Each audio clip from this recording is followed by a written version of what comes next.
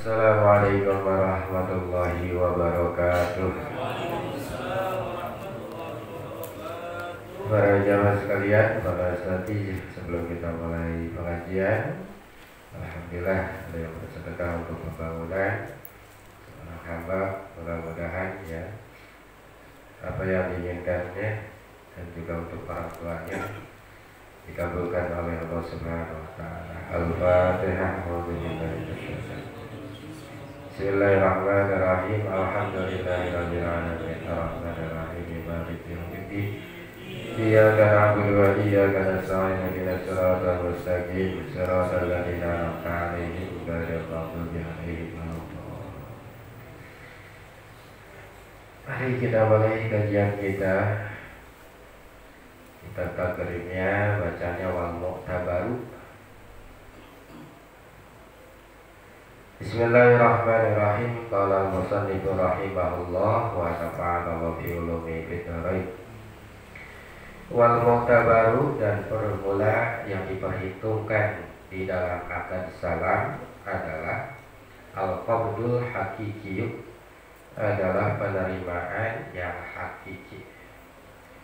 Kemarin bahwasanya syarat yang ketujuh saling menerimanya antara muslim dan muslam alaih, artinya saling menerimanya barang ataupun harta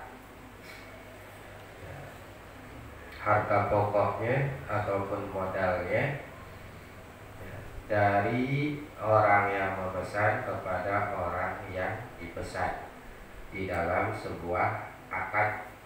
Jadi penyerahan duitnya kontan dilaksanakan pada majelis akad ketika sedang melakukan akad salam, akad pemesanan yang dilakukan harus di dalam majelis akad, penyerahan uangnya atau modal hartanya.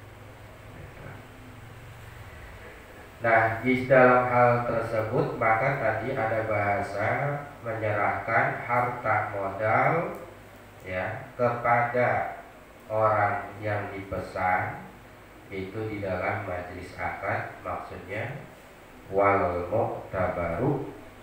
Dan yang diperhitungkan di dalam akad salam adalah al-qabdul hakiki, artinya penerimaan yang hakiki, betul-betul duitnya ada dan milik sendiri ya, gitu. Maka ada yang bukan hakiki secara kontan, yang bukan hakiki. Kalau ahala, maka jika peralihan hutang, al-muslimu, orang yang memesan, birosil malis salami, dengan harta atau duit barang, duit salam, duit pemesanan, waqobadahu, dan menerima hu terhadap itu ra'sul mal atau harta tersebut, itu al-muqtalu, orang yang menghutangkan, wawa, sedangkan orang yang menghutangkan itu al-muslamu ilaihi, adalah produsennya atau orang yang dipesannya, minal muhali alaihi, yaitu dari orang yang punya hutang, fil majlisi, pada tempat transaksi, lam yakfi, maka itu tidak boleh. Nanti ada bab iwalah namanya. Iwalah itu peralihan hutang. Si A punya hutang ke si B, si B ngutangin juga ke si C. Akhirnya si B bilang ke si A, utang saya dibayarin ntar ya, kalau mau ngambil utang saya ke si C, karena si C punya utang sama saya. namanya iwalah. Sekali lagi, si B utang sama si A, sedangkan si C utang sama si B. Akhirnya si B ngomong ke si A, utang saya tanggung jawab bukan ke saya ya, itu tanggung jawabnya ntar yang bayarin si C. Kenapa? Karena si C punya utang ke saya. Nah, ini disebutnya dengan penerimaan yang tidak hakiki kalau dimasukkan kepada bab salam. Ada orang yang mesen, yang mesen ini adalah orang yang punya utang, sedangkan orang yang dipesan atau produsernya adalah orang yang ngutangin. Orang yang ngutangin. Sehingga ini tidak jadi akad ataupun penyerahan duit yang secara hakiki. Ngomong nih, si B yang punya utang ke si A. Kata si B, Pak, saya mesen barang ya, barangnya barang ini. Ngomongnya ke si A, sedangkan si A itu yang ngutangin ke si B. Terus ntar duitnya minta baik ke si C karena si C punya utang ke saya.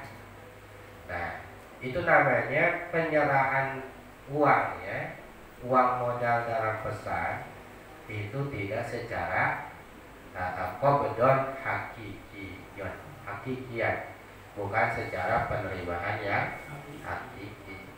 Karena ya entar duit ya mesti cek minta baik gitu. Kalau dipakai buat akad salam ini nggak sah gitu. Tapi kalau di bab iwalah, bab peralihan utang itu sah. Dan ntar duitnya mesti cek, karena si cek punya utang, bayar ke situ. Apalagi dia dalam arti punya sangkut paut dalam pemesanan itu, sangkut pautnya punya utang juga ke si produsennya gitu. Jadi harus qobdon hakikian, penerimaannya harus secara hakiki. Wasaminu yang ke-8 ayyakuna, syarat barang salam yang ke-8 ayyakuna, bahwasanya ada aqdus salami, akan salam itu najizan, itu secara langsung ya. Akadnya harus secara langsung, la yadkhuluhu, tidak berlaku kepada akad salam khiyaru syarti, khiyar syarat. Saya mesen ini ya, tapi ntar tunggu dulu hasilnya, saya jadi apa kagak, tungguin 3 hari gitu. Itu nggak bisa. Akad salam yang kalau udah mesen pada akad ya udah harus dijadiin, mau jadi mau kagak di situ gitu. Nggak boleh dipikir-pikir dulu begitu. Udah mesen barang ini ya, sifatnya seperti ini, bentuknya segini, ukurannya segini, tapi kata yang mesen, tapi tungguin dulu ya, apa namanya, saya jadi apa kagaknya 2 hari lagi dah saya kasih tahu begitu. Itu nggak boleh. Artinya apa? Kalau emang mau jadiin pada saat itu, kalau kagak ya kagak, atau matangin dulu baru akad gitu. Jadi nggak bisa masuk ke dalam akad salam itu dengan khiyar syarat ya. Artinya ada tempo waktu untuk mau diterusin atau tidaknya di dalam transaksi tersebut.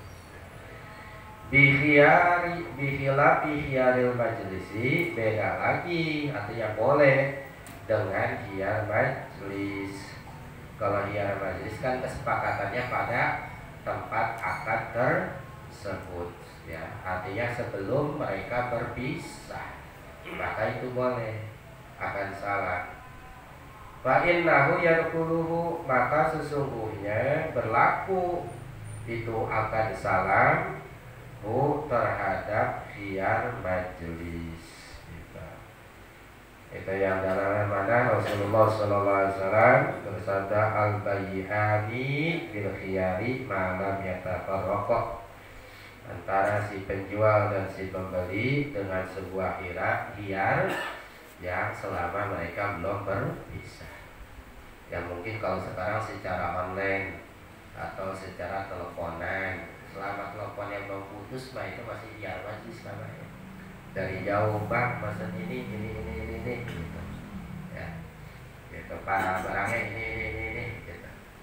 Itu kalau masih teleponnya masih sama, berarti termasuk masih dalam satu majelis, satu tempat akad.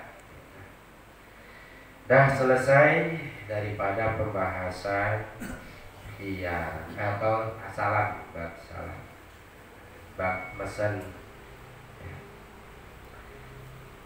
Paslun, bermula ini satu pasal bi ahkamir rohni, di dalam hukum-hukum gadai.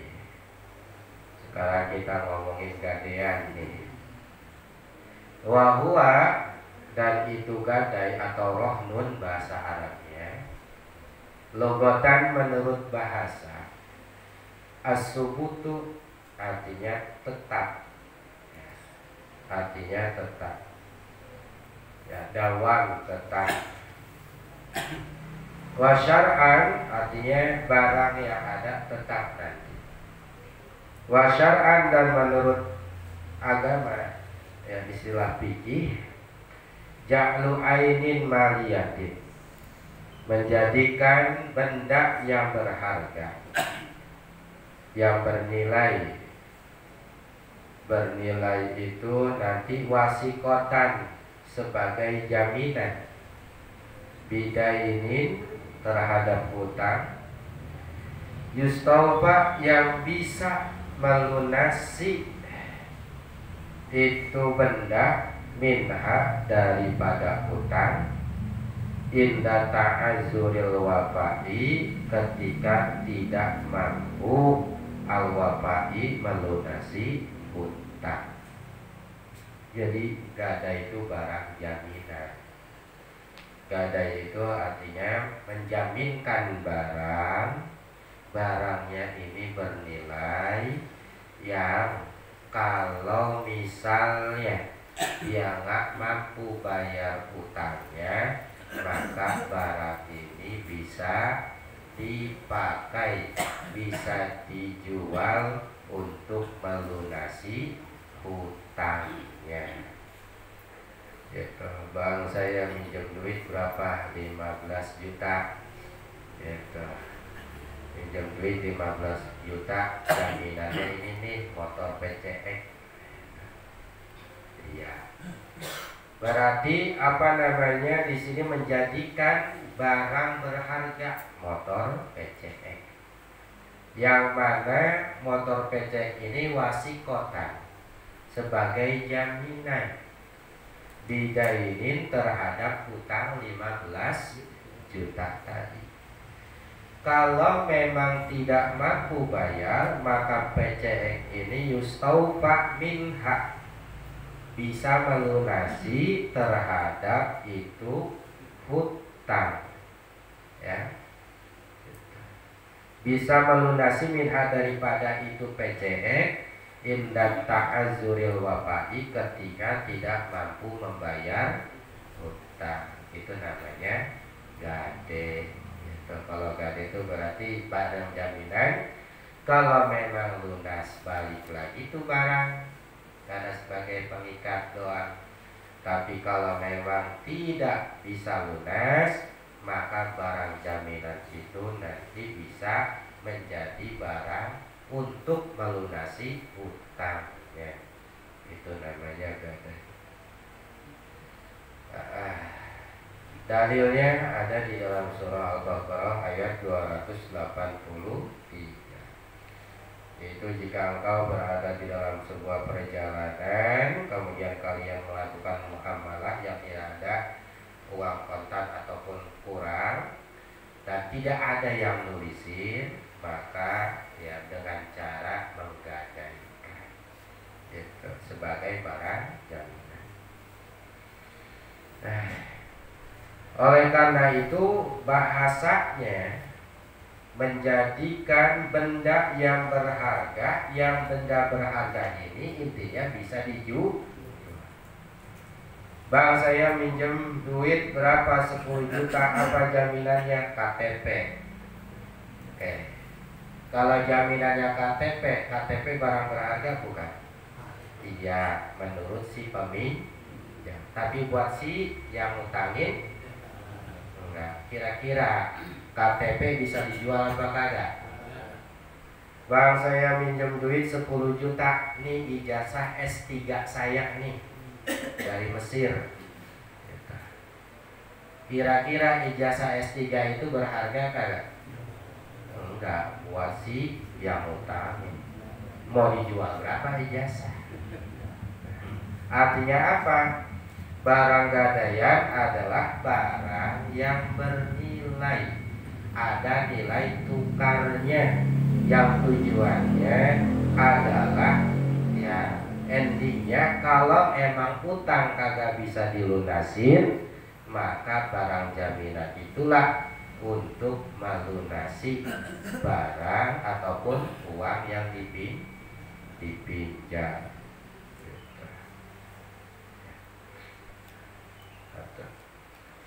Jadi harus yang itu. Ya beda lagi mungkin kalau kita ini mah utang kali ya. Saya lagi naik motor, udah gitu duit ketinggalan. Apa dompet, apa lah, dompet doang. Isinya KTP sama NPWP sama SIM sama sama STNK. STNK laku apa kan? Kan? Yang laku apa? BPKB-nya. Akhirnya tuh ban bocor, dua-duanya lagi. Akhirnya bang ke tukang bengkel, bang tolongin apa ini? Saya mau pulang tapi ban bocor, tapi saya nggak punya duit. Ya, saya jaminan saya KTP dah bang, nanti saya ambil karena saya nggak duit, artinya saya balik lagi ke sini. Ya silakan baik dah kalau ya begitu mah. Ya, udah. Iya, jatuh ya. Gitu. Ya kan kita kadang-kadang suka KTP kita tinggalin ya. Ya itu mah sebagai apa? Sebagai ini doang. Bahwasanya kita jujur nih bakal balik lagi gitu doang kan. Dan insya Allah duit mah ada, cuma emang ketinggalan.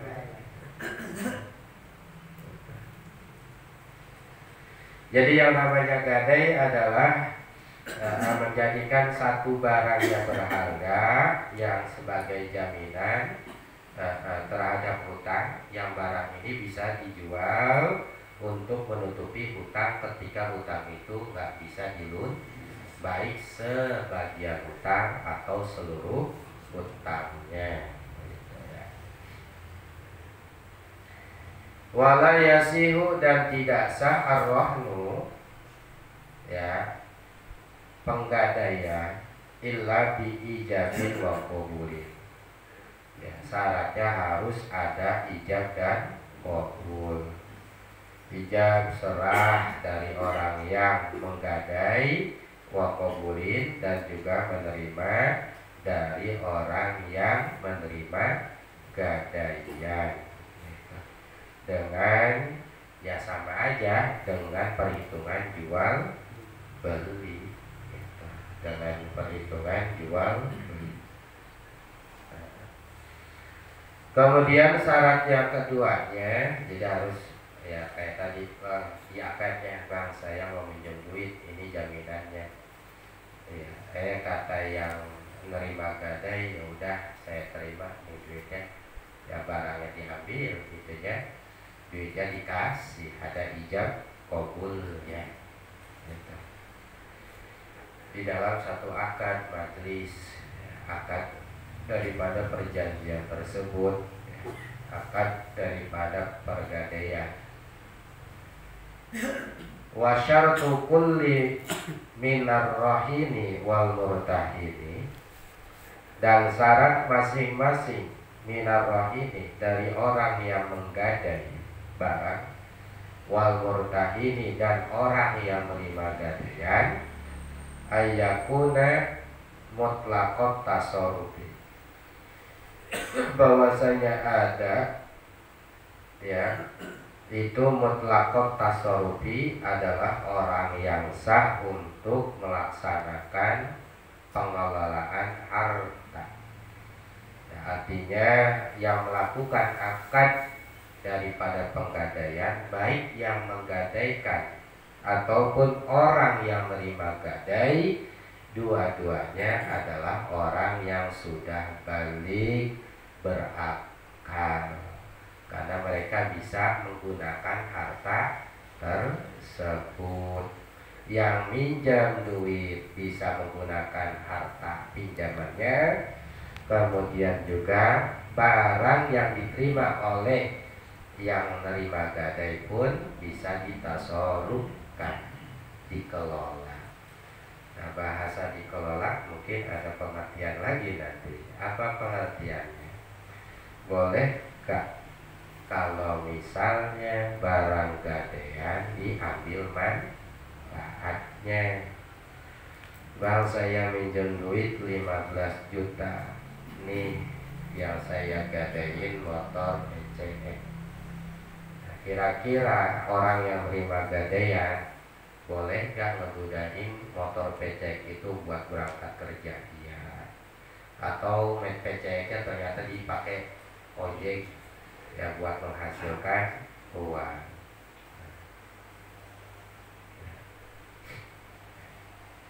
Apa tuh kira-kira?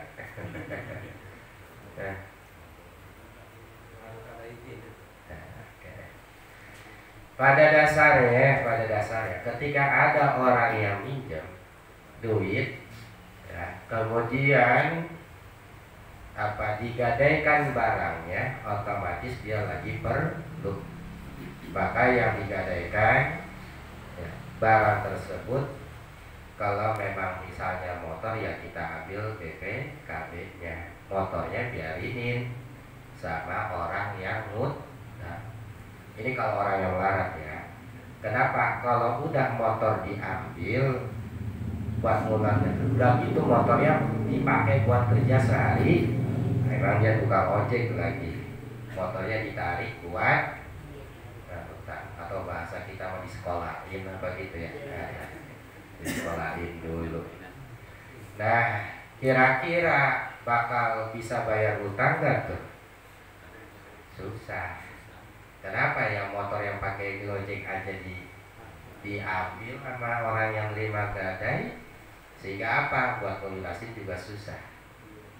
Maka kalau bisa, cara menggadaikan itu barang yang berharga dari BPKB-nya, motornya biarinin, kasih ke orang yang minjem, supaya dengan motor itu dia bisa bayar utangnya. Begitu. Ya kalau mau kita mah ya. Karena kebiasaan kita, kalau kita menggadai itu enak aja, minjem duit tapi gadaian, tapi barang gadaiannya kagak mau diambil manfaatkan. Pada dasarnya setiap kullu qardin jaron naf'an fahuwa riba. Setiap utang yang ngambil manfaat, maka itu adalah riba. Haji Jamal dipinjam duit, gitu. Pak Haji pinjam duit berapa? 5 juta, ya nggak apa-apa, tapi urutin dulu ibadah pada pegel. Ada manfaat gak? Apa manfaatnya? Ngurutin, baru dikasih taruhan. Itu namanya riba namanya. Iya, sama banget. Itu jadi artinya ketika ada orang butuh, malah kita manfaatin, karena nggak ada yang mau kalau suruh nyurutin aja Jamal secara langsung mah, gitu kagak mau. Mumpung dia lagi ngutang, ya udah ntar dikasih 5 juta, asal urutin dulu sejam. Ya udah terpaksa urutin. Nah itu termasuk riba. Tetapi ada, kalau memang barang itu tidak diperlukan, artinya orang ini mah mobilnya ada 5, cuma lagi butuh usaha modal, akhirnya digadein 1, berarti tinggal, kira-kira pengaruh gak buat bayar lunasin utang? Itu mah kan kagak ya. bodo amat itu dikasih. Emang itu mobil tiap hari di rumah baik, gak kemana-mana. Daripada nganggur gadein baik gitu. Jawabannya besok. Waktunya dah nanti besok lagi kita teruskan karena ada panjang juga.